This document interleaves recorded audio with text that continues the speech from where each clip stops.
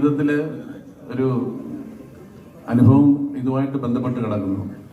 അതേ അനുഭവം തന്നെയാണ് ബിബിനും. 25 വർഷം സിനിമയിൽ ഒരുപാട് ചെറുതും വലുതുമായിട്ടുള്ള, അതിൽ പ്രത്യേകിച്ച് എടുത്തു പറയാൻ ഏറ്റവും നല്ല വേഷങ്ങൾ തന്നത് ഷിബി സാറാണ്.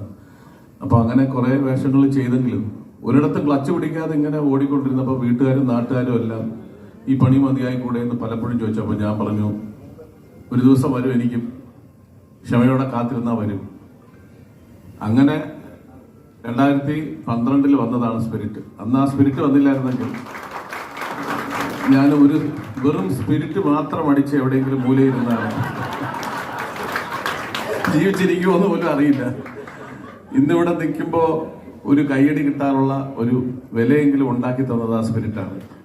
അതുപോലെ ക്ഷമയോടെ കാത്തിരുന്നപ്പോൾ എനിക്കും കിട്ടിയ ഒരു മൈക്ക്.